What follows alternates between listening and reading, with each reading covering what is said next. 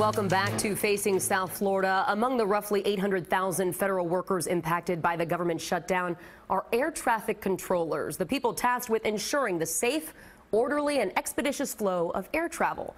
Already suffering from a critical staffing shortage, air traffic controllers are now being told to work more, and as of right now, they're not getting paid.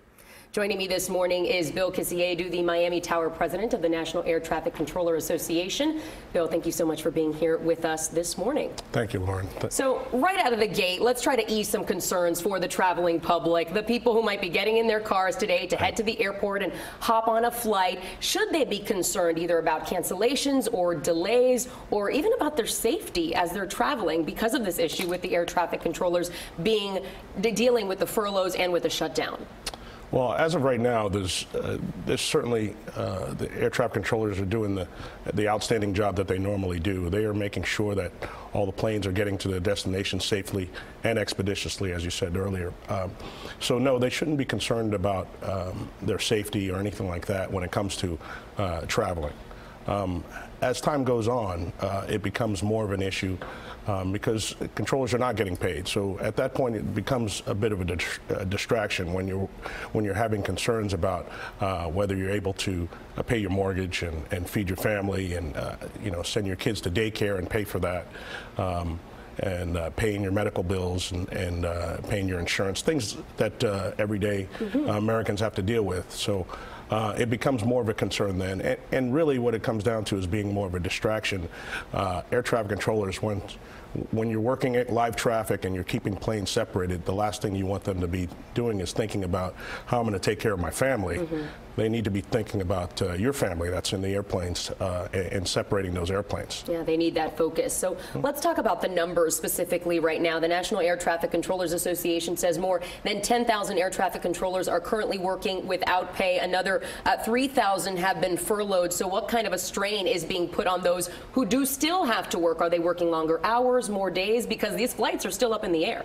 Yes, well, that's exactly what's happening. So once this furlough that has taken effect, once this really gets going, which it has been, the strain that comes on becomes the fact that controllers that are working in positions now are having to work longer hours because right now the holiday season, January, February rolls around, is very big down here, of course, and we have a lot of people that come from up north.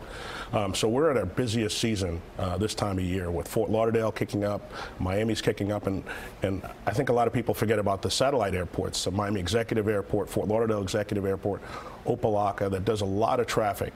So it's a very, very complex time of the year. Right now we're doing we're doing more traffic than places like Atlanta, wow. Tracon, and places up north like that. So we really need to be focused, and we really need as many people in positions and working airplanes as we possibly can.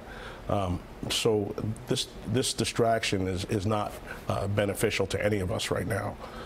And adding an extra layer to the complexity of this issue specifically for air traffic controllers is there's a shortage, as it is, of air traffic controllers. And now the pipeline for new air traffic controllers to be trained and ready to go has been closed as well because of the federal shutdown. So what does this mean? Even once the shutdown is done, there could be a backup. There could be an impact in getting new air traffic controllers out there to their posts. That's exactly right. So the training center that we have in Oklahoma City right now is shut down. So there's no controllers being sent out there to be trained.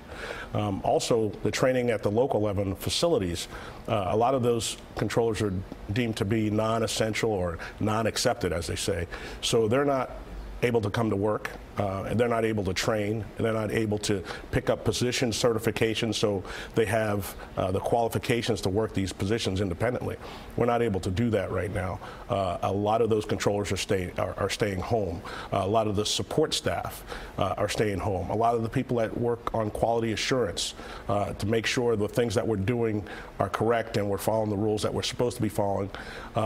Those people that layer, that looks at all of those things that we do. When every transmission that we make to an airplane, every time we give some kind of direction or anything like that, that's listened to by our quality control people that are downstairs, and they'll go back over those things and tell us, okay, this is what you did correctly, this is what you should be doing next time, and things like that. So there's layers of protection and some of those layers are being peeled away. Oh, wow. Very difficult to deal with those missing layers for sure. Let's talk about the face of the shutdown. It's difficult for people perhaps who aren't federal employees themselves or even related to federal employees, so they don't really know the true impact of what the shutdown is doing for these families who are waiting on paychecks, some of them still having to work. Some are furloughed and not working at this time, but those who still have to go into the office day in and day out. So what are these air traffic controllers that you deal with on a daily basis saying to you? I'm sure things have been tight with the holidays that just passed by. Without getting a paycheck, it must be very difficult.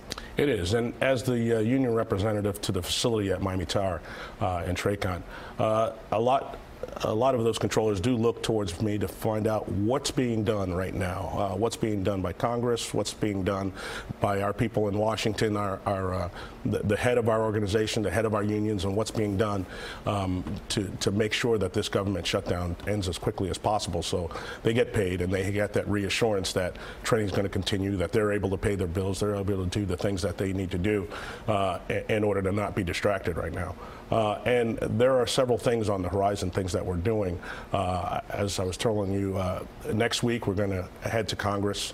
A lot of the air traffic controllers, we're going to be heading over there and speaking to our Congress people and telling them the importance of having controllers back to work and having the training continue and having the advancements in next gen, those next gen advancements, making sure those are back on track, because when this shutdown goes on, a lot of those advancements stop. In fact, all of the advancements stop. We have digital communication systems. We have next-gen airspace redesign for Florida. That is a huge project. And that's work being done. That's basically at a halt right now. Absolutely. All of that stops. There's digital voice commands, there's digital communications, all of those things stop. And all these upgrades, the satellite systems that we use for separation, a lot of those things, those projects that we've been working on for years now, they stop. And it takes a long time to get those things restarted. A week-long or 2-week-long shutdown could stop a project and get it. Takes 6 months to restart oftentimes, and sometimes more than that. The government doesn't operate quickly. Hopefully those lawmakers in Washington, when you're there next week, hear your message loud and clear. Bill, thank you so much for being with us this morning. Thank you very much, Lauren. Facing South Florida, we'll be right back. Stay with us.